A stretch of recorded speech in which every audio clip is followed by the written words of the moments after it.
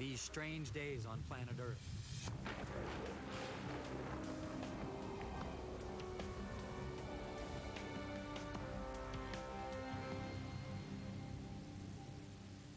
Major funding for this program was provided by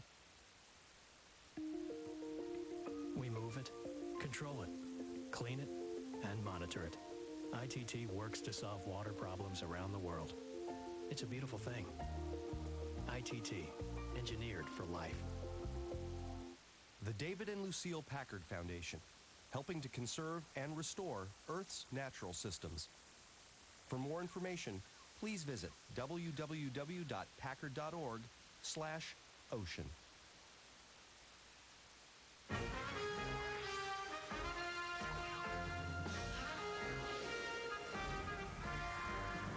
The National Science Foundation, where discoveries begin.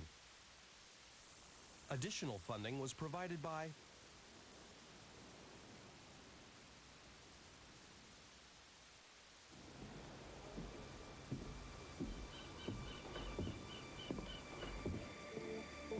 I don't claim to be a psychic, but I know precisely what comes to your mind when I say the word ocean. You're thinking of two things: the sand between your toes and the seafood on your table. That's not mind reading, it's opinion poll data. Even though the ocean covers most of the planet, we hardly give it a second thought. But maybe we should. You may have heard that most of the world's fisheries are not what they used to be. That's no fishtail. 90% of the big commercial species like tuna and swordfish may already be gone. Does it really matter if strange animals that you hardly ever see except on a plate are in a tailspin? Well, the answer is surprising. You see, there's more to this story than just the fate of your dinner. That's because most of the actions we take make ripples. Chase and capture a fish, for example. You might trigger a cascade of events that you never dreamt of. And sure enough, investigators around the world are tracking a series of mysterious events that together suggest that fishing could be altering life on land, life in the skies, and even the temperature of the planet. Follow a fish and you can end up in some unexpected places.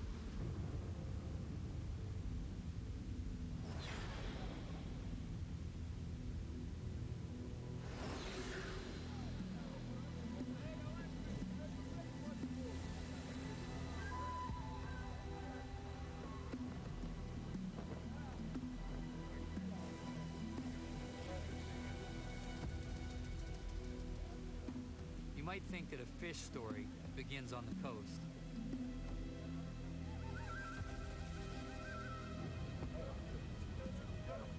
But in this case, you'd be wrong. In the beginning, there are no fishermen, no old men of the sea, no great white whale.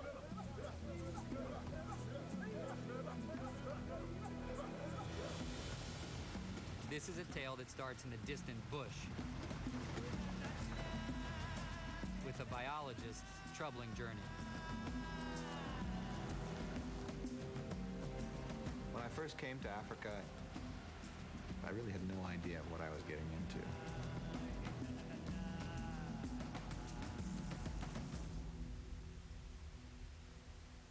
I originally came here to study antelope.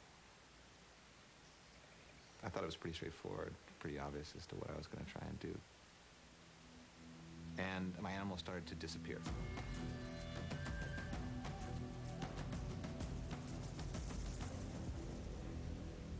When Justin Brashares began his fieldwork, fish were the furthest thing from his mind.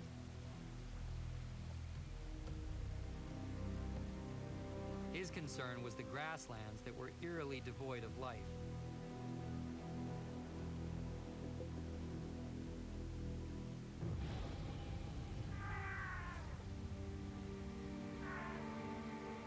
Elephants that commanded the savannah were wandering into the bush, never to be seen again.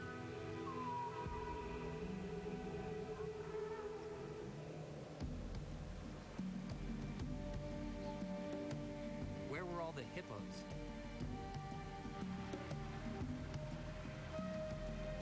The leopards, the hyenas, and wild dogs.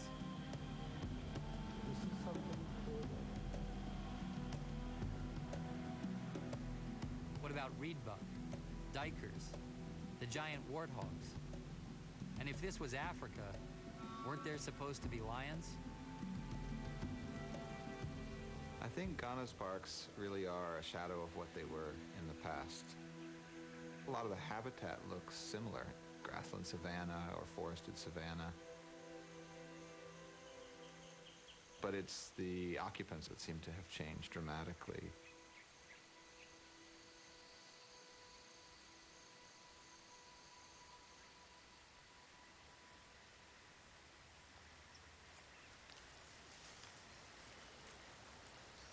The disappearance of animals was striking, but one savanna dweller was oddly bucking that trend.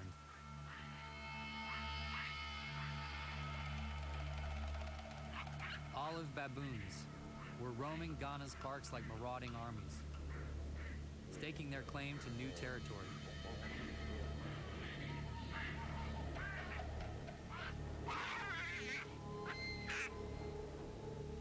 Individuals are extremely smart, hard to catch, and aggressive. And while they eat anything from flesh to fruit, new dining habits were increasingly getting them into trouble.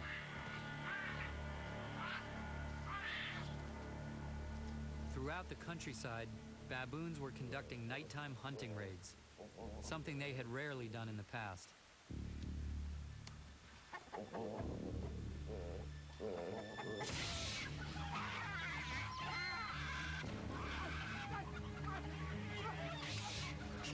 Troops terrorized farms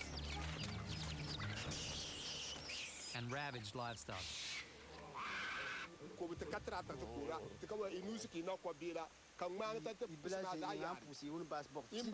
Clearly, the baboon armies have villagers angry and on edge.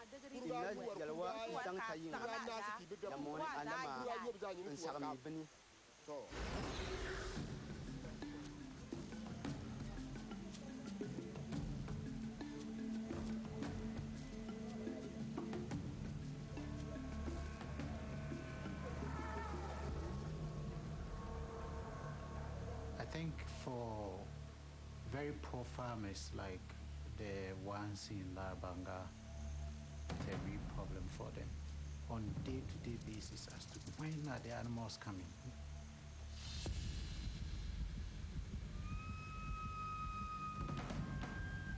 Along with the direct effects, we suspect that there are indirect effects as well.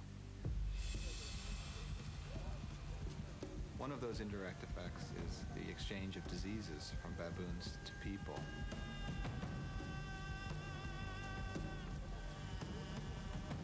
Another indirect effect is that farmers are keeping their kids out of school to guard their fields from baboons. So these increases in baboons are indirectly affecting the education of a generation of children.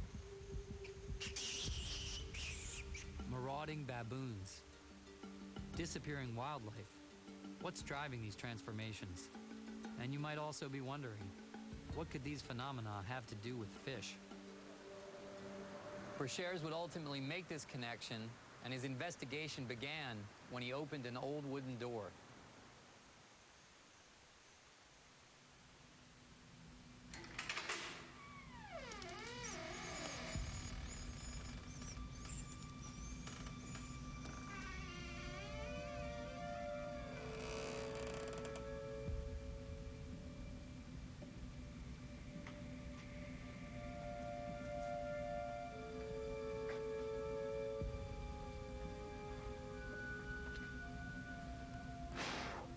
I think the first time I walked in, I was just entirely blown away.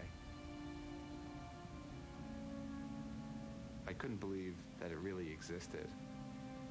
It was kind of a holy grail, unlike anything else we can find on the planet. Since the 1960s, members of Ghana's Wildlife Division have been gathering meticulous data on weekly patrols. The records, which provide a detailed account of virtually every animal seen, are some of the most comprehensive on Earth.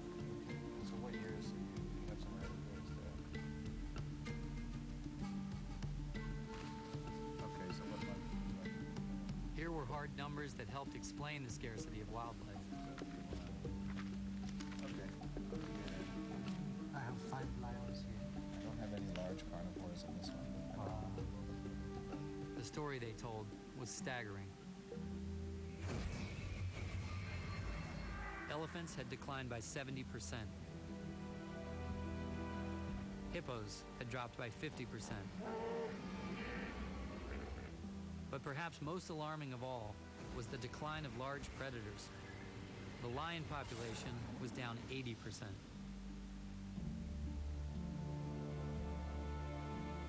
Even for those large carnivores that are still here but are diminished in number,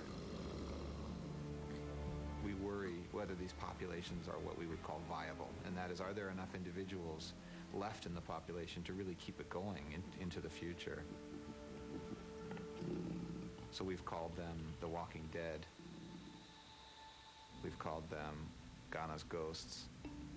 But I'm seeing a huge number of baboons. Brashear suspects that the decrease of lethal predators is what triggered a dramatic increase in baboon numbers.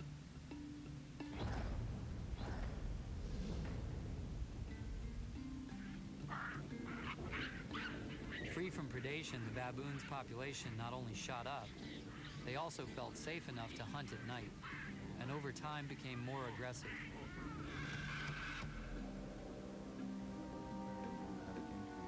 While the records helped to explain the rise of the baboons, what had happened to all the other wildlife? Animals in a national park don't simply disappear, so where did they go? Brashear believes that clues to this mystery can be found on the side of the road.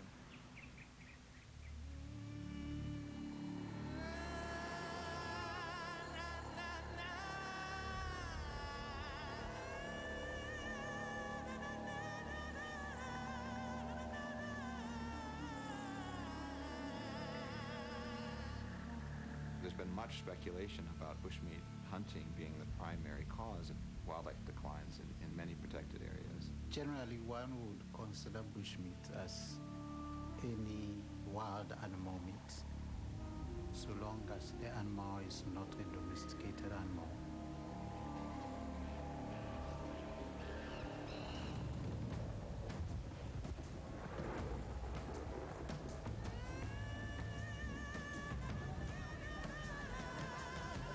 This meat, whether smoked,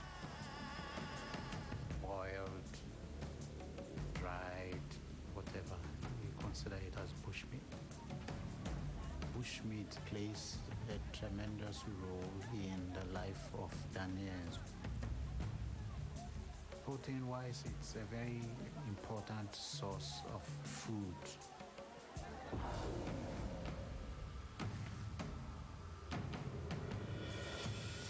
Demand for bushmeat from Ghana's exploding population triggers daily battles. On one side are the hunters, struggling in what can be an ungenerous land.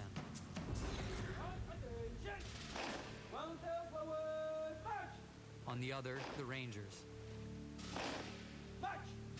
who try to ensure that the animals in the parks survive the growing human threat.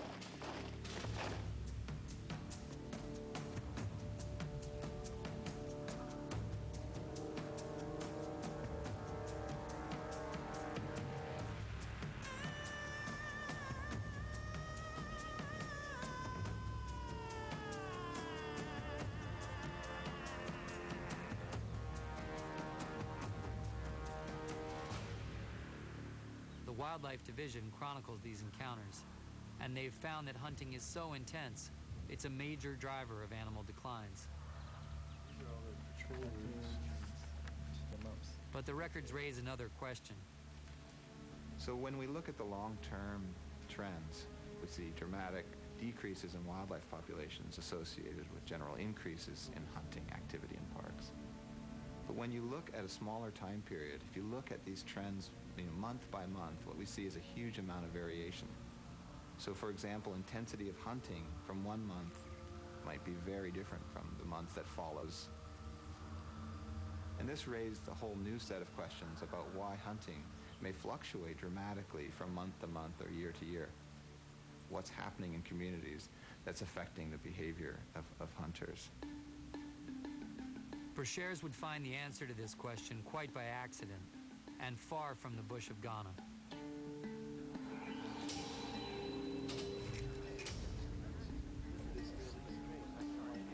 Back in North America, Brashares attends a lecture by the former Vice President of Ghana, John Atta Mills. During his lecture, Atta Mills points out that fish loom large in the Ghanaian economy.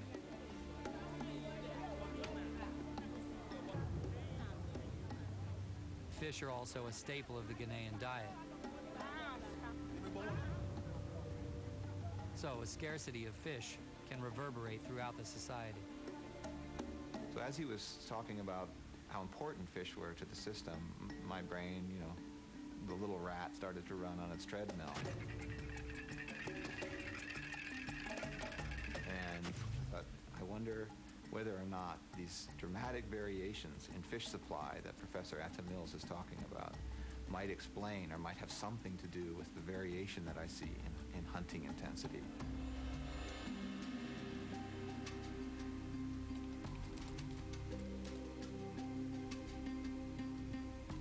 Inspired by Atta Mills, Brashares pores over reams of statistics. One data set provides a 30-year account of fish supplies. Another paints a 30-year picture of wildlife abundance in Ghana's parks. When you take that year-to-year data on fish supply in Ghana and you plot that on your graph, and then you bring over the year-to-year changes in wildlife populations in Ghana, you see that the two match up almost perfectly. And what that means, of course, is that when you have a year with a good supply of fish, wildlife actually shows an increase. When you have those years when there's a low point in fish supply, you tend to see these dramatic declines, great declines in wildlife numbers.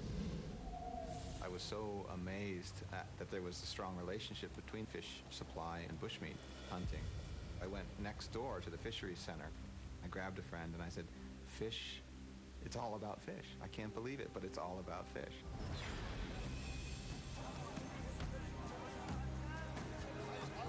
So in order to really try and understand whether or not supply of fish was in fact driving hunting of wildlife, I needed to get into local markets.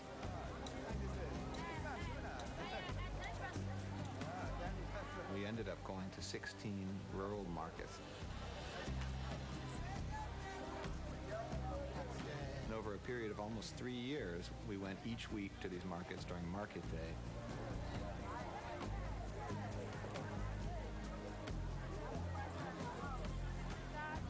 We recorded the amount of fish that were available and that were sold, and we recorded the prices.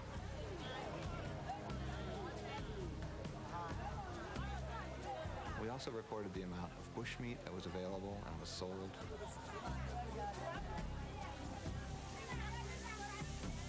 What we found was an amazingly direct relationship that seemed to be overwhelmingly driven by fish supply. So that when fish were in good supply, they tended to be cheap, and people bought huge amounts of fish with relatively small demand for bushmeat. When fish became more scarce, it became more expensive. And people overwhelmingly turned towards bushmeat, which of course probably fueled more hunting because there was that demand.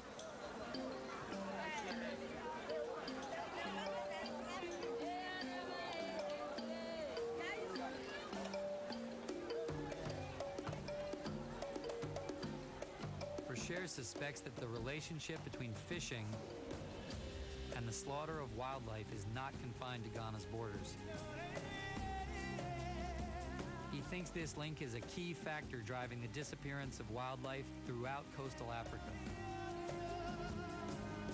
With the stakes so high, what can be done?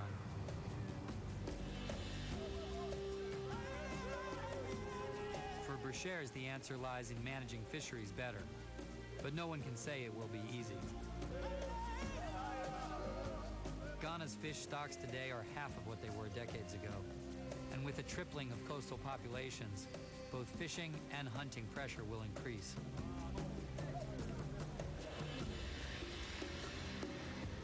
of the biggest obstacles is far from Africa. European governments subsidize factory fishing fleets to work distant waters. Without such incentives, fishers could not afford to work so far from home. And piracy also contributes to the problem. Up to 20% of the world's catch is hauled in by thieves.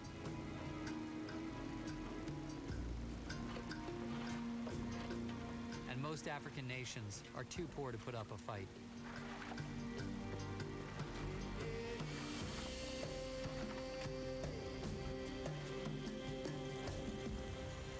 But there is some good news. In Europe, politicians are rolling up their sleeves with the World Trade Organization in an effort to pare back fishing subsidies. And the rest of us can join the battle against overfishing in the aisles of our supermarkets. Labels like these certify that a fishery is being managed responsibly. The need for all of us to act is becoming more urgent because the effects of fishing aren't confined to Africa.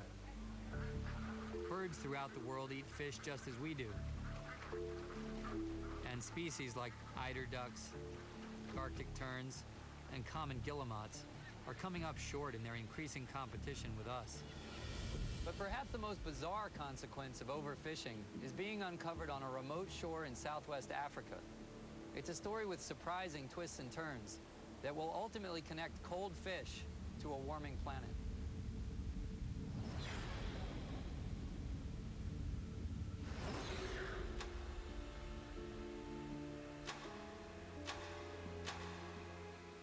Many small towns are haunted by unsolved mysteries. Disturbing tales often recalled in the dark of night. But few stories are as unsettling as the one that's troubling this small town on the desolate Namibian coast.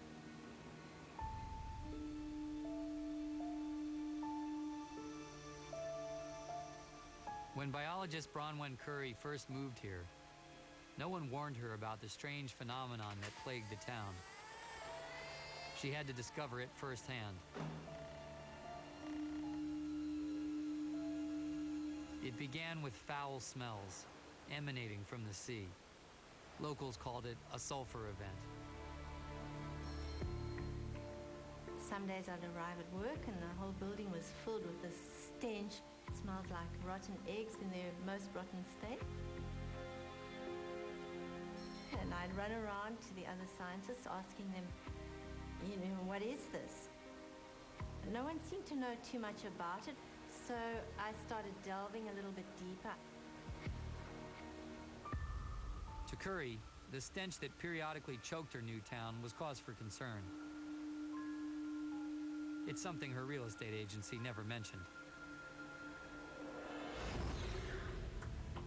From her office at the Ministry of Fisheries, she did what anybody would do. She called her neighbors. And everyone had the same complaints. One of the things that we really noticed first when with sulfur is the smell. Rotten eggs is the easiest way to describe it, I think. It was nauseating. You know, someone dropped a stink bomb somewhere, basically. That's the bottom line.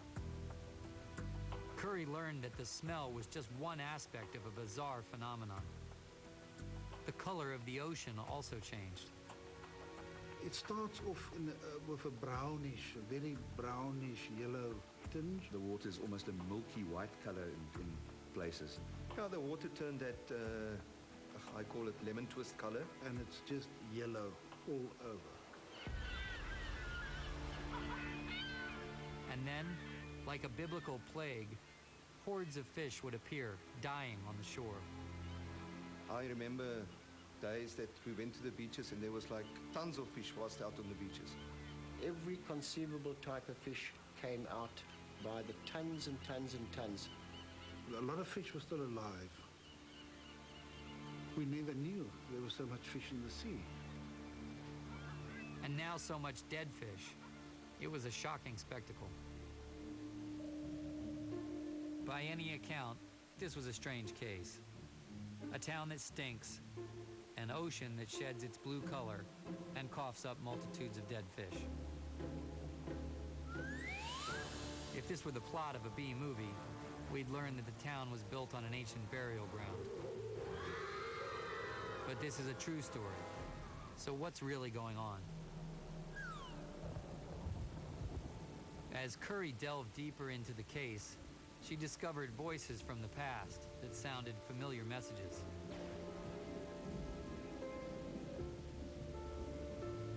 I was very excited when I went back into the records, because there I read things that I thought I had found out and they'd been noticed or observed nearly 80 years before me. I was absolutely amazed to read of events where masses and masses and masses of fish is washing up along the beach. We were recognizing the same patterns in the hydrogen sulfide events. Eyewitness accounts were rich in detail, but they offered few clues about a cause.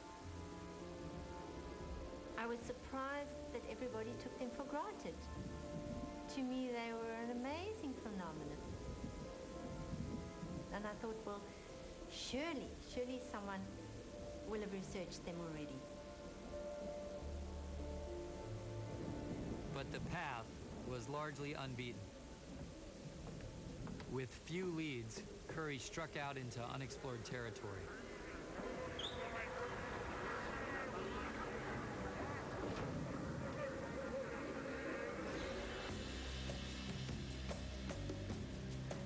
Working mostly alone, she was determined to flush out an answer. If you're following something that interests you, you just go for it. You don't worry whether you're alone or not. The sulfide story became to me the most fascinating aspect of my work. I wanted to find out why did it happen, when it happened, and how did it happen. Curry first set her sights on trying to explain the dead fish.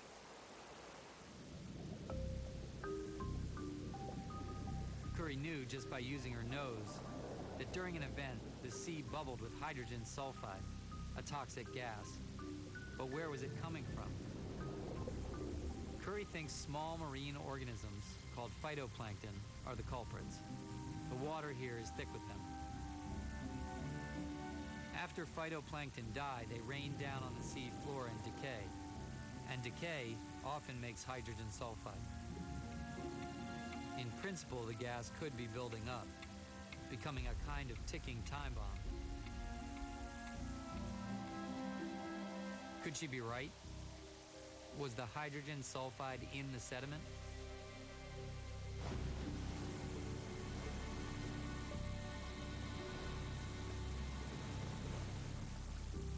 Curry's research set the stage for an international team to explore Namibia's sediment.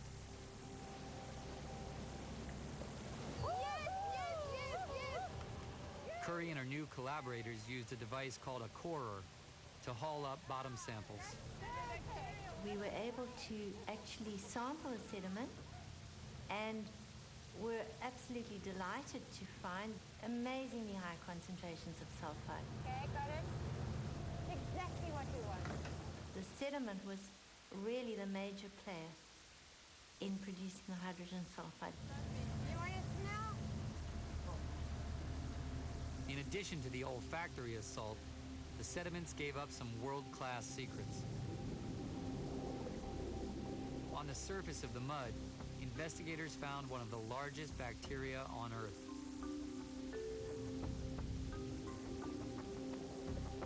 More surprising was the accumulation of a second gas also made by the phytoplankton's decay, methane. Well, to me as a scientist and to my colleagues, this was extremely exciting. I don't think anywhere else we get these methane buildups. The discovery of large methane buildups was a critical break in the case. Curry thinks a violent eruption of methane could also release the trapped hydrogen sulfide. As the hydrogen sulfide reacts with the oxygen in water, sulfur is set free. This is what changes the color of the sea. The hydrogen sulfide would also first paralyze, then suffocate fish. Could deep sea explosions be the culprit behind the mysterious events?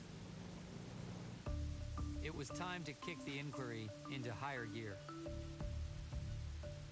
Curry first turns to oceanographer Scarla Weeks. Hi, this is Scarla. Hi, Scarlett. Bronwyn here. Hi, Bronwyn, how are you? Weeks had been using satellites to study the ocean from space. In the past, she had picked up color changes in Namibia's coastal waters that might have been signs of eruptions. I was hoping to chat with you about the white water I believe you folk experience offshore. Joining Curry and Weeks was oceanographer Andrew Bakken. The new team wanted to use satellites to catch a sulfur event in the act. They wanted a smoking gun.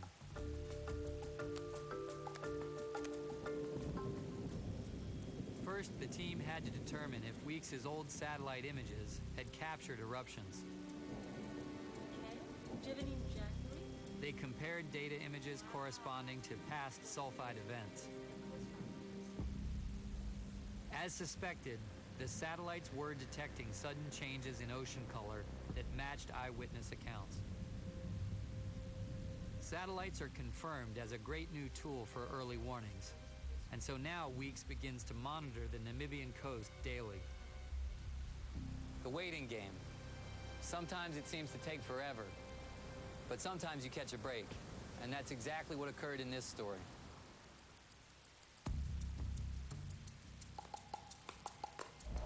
Just 1 month after starting her vigil, Weeks spots something intriguing.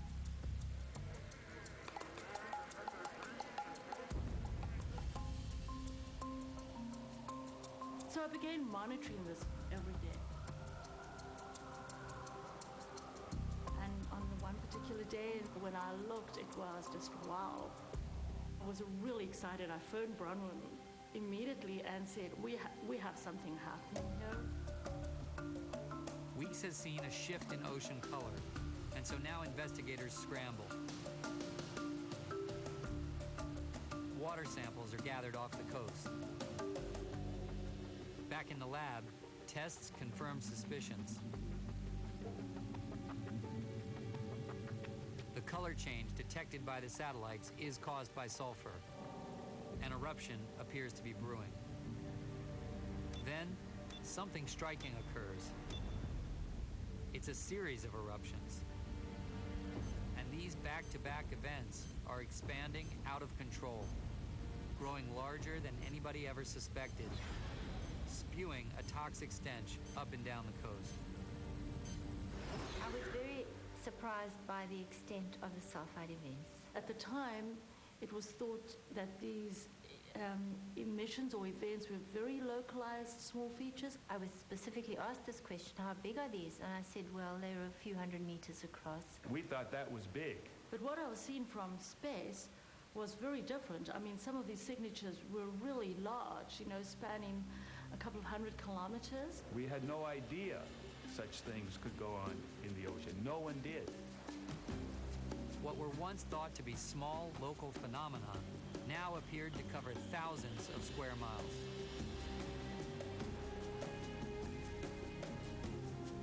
Andrew Bakken was now obsessed with the remaining open questions. How did the eruptions get so big? And what triggered them in the first place?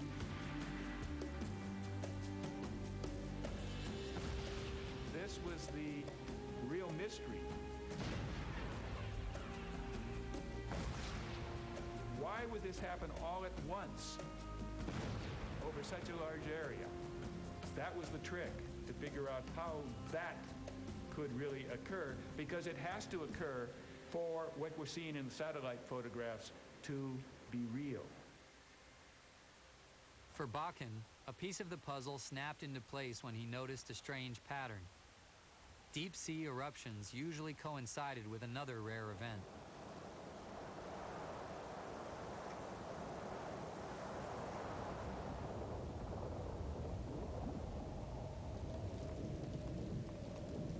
Desert rain.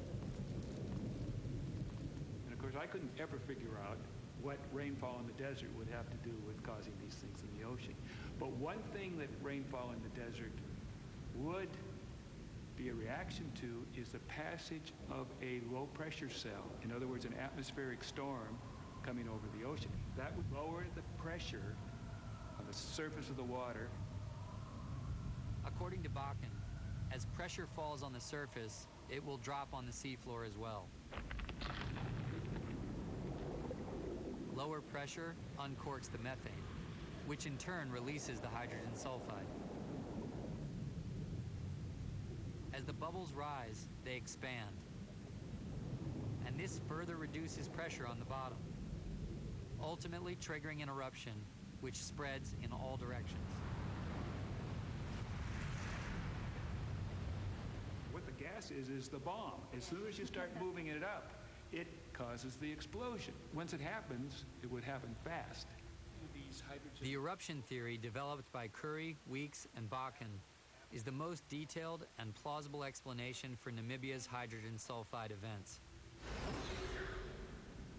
A mysterious phenomenon is now coming into sharper focus. At this point, you might be scratching your head and wondering, what does this have to do with fishing? Good question. The only fish we've seen in this story were dying in droves on a beach. Well, fish, it turns out, are players in this drama, and very lively ones. Or at least they were until a few years ago. Namibia's fisheries used to be among the richest in the world.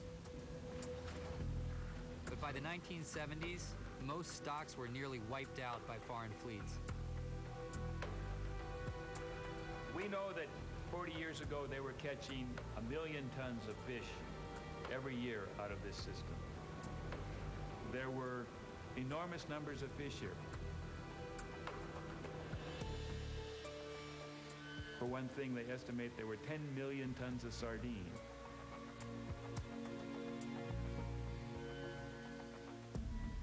$10 million tons of sardines is an incredible number of fish.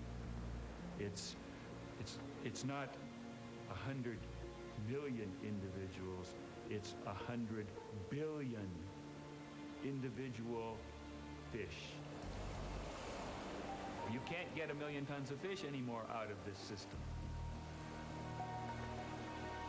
Bakken thinks sardines once played a key role in keeping the lid on the deep sea explosions. They were one of the main fish that could hold their own in the rough currents, where by gorging on phytoplankton, they decreased the source of sediment gases. With the sardine numbers down, he reasons the eruptions could increase in the future. This could be bad news. More explosions could threaten the government's efforts to rebuild the sardine stocks. The eruptions already extend into nursery grounds where they kill young fish and larvae. If that weren't trouble enough, Bakken suspects that deep-sea eruptions may be wreaking a second kind of havoc. Bakken and his colleagues have boldly proposed that the eruptions may be adding to global warming. The methane released in the eruptions is, like carbon dioxide, a heat-trapping gas. When you get eruptions of methane gas the size of the state of New Jersey, you are putting an enormous amount of a very potent greenhouse gas into the atmosphere. Sometimes we lose more than the fish that we take out of the ocean. Could the massive removal of fish really have an effect on the climate system? Andrew Bakken thinks so, and he believes the climate is just the beginning. Who knows what other forces might be unleashed? We're going to find results that were far from what we expected. Certainly, this example shows us how fishing can contribute to global warming. The events unfolding in Namibia could be omens. That's because fishing pressure on plankton eaters is ratcheting up around the globe. Soon, toxic eruptions could be spreading to other pockets of the ocean. Save a fish, save the planet. It has a nice ring to it, but most of us don't tend to look at fish as the great heroes of a global drama. We tend to like to see them grilled, baked, boiled, or fried. So that still forces the question. With numbers of fish plummeting, how do we ensure a sustainable harvest that's good for them and good for us? A growing global movement is trying to rebuild wild stocks and give fish a break by setting aside patches of ocean as no fishing zones. In Baja California, strict new regulations on the size, sex, and timing of lobsters caught is making for a better harvest. And similar measures are helping North Pacific halibut and Bristol Bay sockeye salmon. There are a lot of solutions on the table. One that many think will be the most vital is fish farming. Aquaculture already produces nearly half the fish we eat. It's been called the Blue Revolution. But critics argue that the gains aren't worth the costs. But before throwing out the fish with the aquaculture water, it's worth asking this: is there a better way to do it?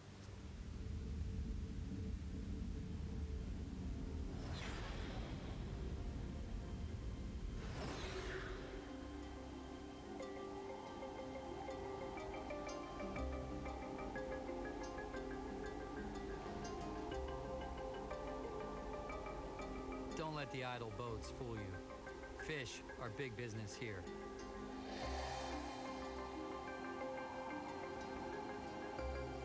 This is the home of Cook Aquaculture.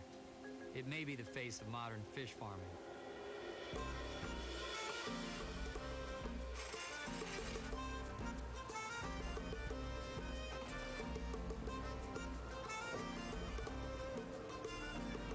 Nearshore operations like this one produce most of the farm seafood for the world. Like most farms, Cook is intensely focused on a single product. Here it's salmon, salmon, salmon, salmon, salmon, salmon. It's all about the salmon. Or it was. Until these two guys came along. Thierry Chopin is a marine biologist. Sean Robinson is an ecologist. In 2001, they approached executives with a novel idea. What if they could add to their product line while also making their farm less taxing to the environment? Their recipe for success was simple. Grow additional foods right alongside the salmon: kelp and mussels. Their pitch? It would be good both for the bottom line and the surrounding habitats. But executives don't usually like to rock the boat. And they kind of looked at us and said, well, why would we want mussels on the site? Why would we want to have more kelp? We want less kelp and less mussels. To fish farmers, kelp and mussels seem like unwelcome guests. They clog nets and reduce water circulation, which can raise the chance of disease. Kelp and mussels also complicate maintenance. But where farmers saw a mess, Chopin and Robinson saw opportunity.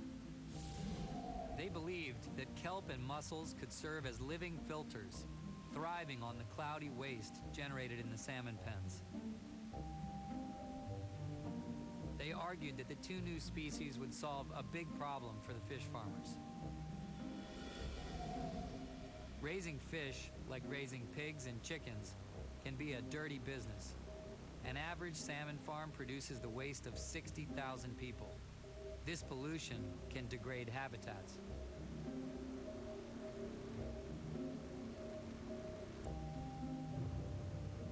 Beyond clearing the water, kelp and mussels offer another advantage. You can sell them. Eventually, executives started to nibble.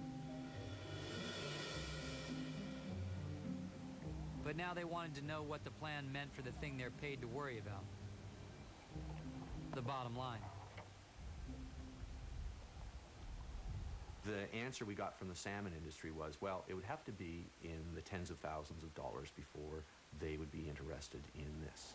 1, 2, 3, 4. When Robinson and Chopin crunched the numbers, they discovered more than pocket change. Kelp and mussels could improve the bottom line by $100,000 per year. By taking the ecological principle to them in an economic way, that sort of set the stage for, well, okay, we might be interested. It's not a new idea. Chinese, Japanese, Koreans have been doing integrated aquaculture for a few centuries. It's balancing your ecosystem, understanding the function of the organisms, and taking it from there. Through rigorous measurements, Chopin and Robinson built their case. They showed that both kelp and the mussels grow faster near salmon pens, and that they have potential to absorb 40% of the waste from the water. The predicted economic benefits are starting to materialize. Look at this. Wow. There's what we needed. Cook Aquaculture is now selling kelp to Asian markets and mussels to local high-end restaurants as a seasonal delicacy.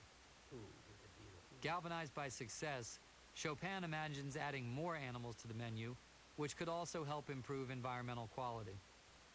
What we are doing at the present time is relatively simple with salmon, mussels, and seaweed, but we know that we will have to make it a little more complicated with sea cucumbers, sea urchins, worms, and all these things. But really, it's nothing more than recreating a balanced ecosystem. Sorry, Irish. Go ahead. In Canada, Chopin and Robinson are demonstrating that it's possible to make aquaculture more sustainable by keeping the whole ecosystem in mind. And their ideas are catching on throughout the industry.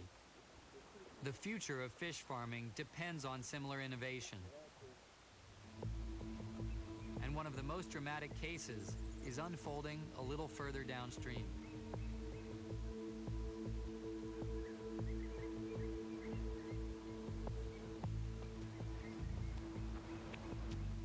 To Brian O'Hanlon, responsible aquaculture is going to require many different approaches, many different roads.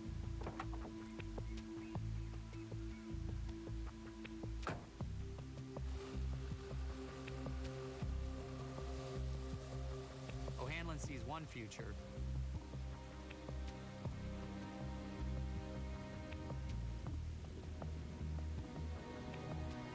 and it's called the Aquapod.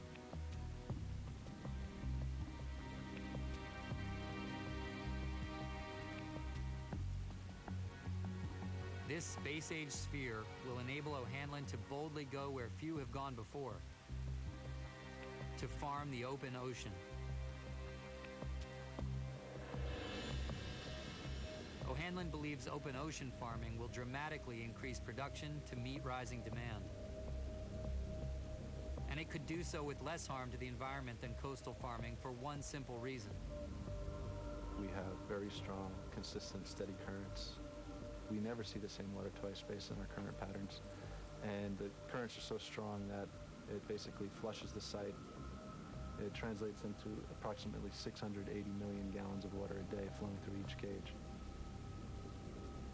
That basically provides a healthier growing environment for the fish, reduces stresses on the fish, but it also reduces the environmental impact directly around the farm. Strong currents could also help mitigate another problem: sea lice. Near shore, sea lice can not only devastate farmed animals, they can also spread into surrounding waters to harm wild stocks. In the open ocean, currents sweep away sea lice eggs and larvae and reduce the chances of outbreak. One of the biggest problems faced by farmers like O'Hanlon is feeding his fish. O'Hanlon is raising cobia. They're carnivores. Flesh eaters are raised on wild-caught fish, often ground up and formed into pellets. So this kind of aquaculture is, ironically, increasing pressure on wild stocks. Some farmers dodge this problem by raising plant eaters, like catfish, tilapia, and carp, which can make for a more sustainable operation. But farmers like O'Hanlon are going a different route, coming up with creative alternatives. We've taken the issue around fish meal very seriously here. Right now, a significant portion of our protein is substituted with other sustainable farm-raised plant proteins. Today, aquaculture isn't perfect. Many problems remain to be solved.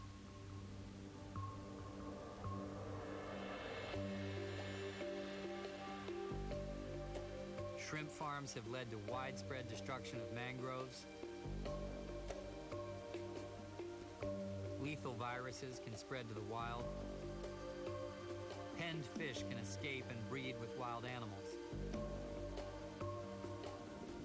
But as long as farmers like O'Hanlon continue to recognize and confront problems, the industry can evolve and improve.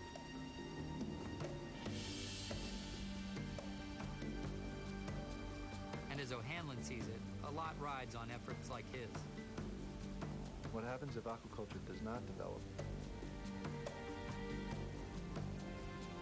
We end up starving people all over the world.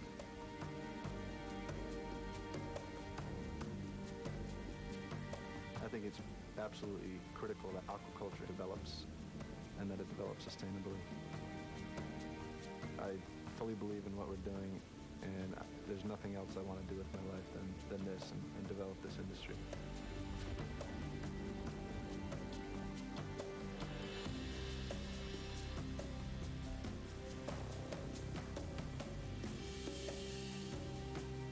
It used to be that nearly everyone with a rod and reel had a story about the big one that got away.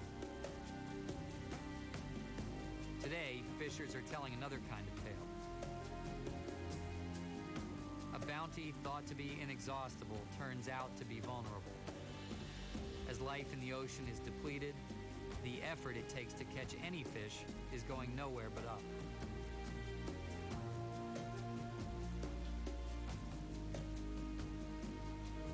And the decline of stocks has revealed the once invisible ties that bind all life to the sea.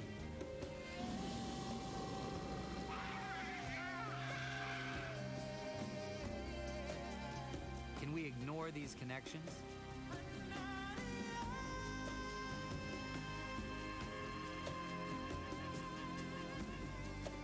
When we protect fish, we protect our home and ourselves.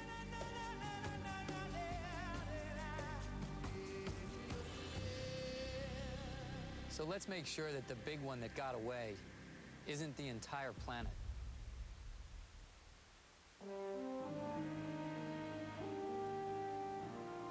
Visit pbs.org for more information on Strange Days on Planet Earth. Next time on Strange Days on Planet Earth. How much of the planet depends on groundwater? And if that's contaminated, then we've got a huge problem.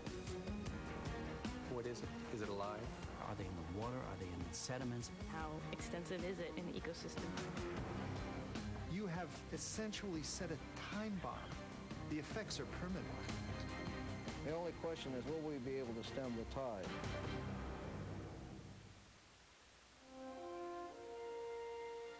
To order Strange Days on Planet Earth on DVD, call PBS Home Video at 1-800-PLAY-PBS.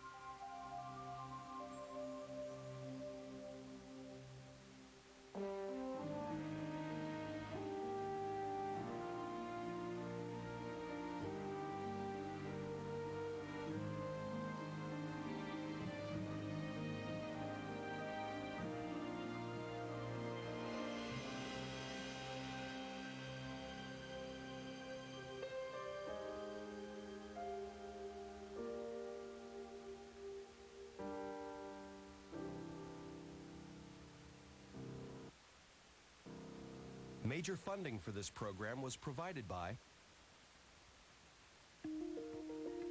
We move it, control it, clean it, and monitor it. ITT works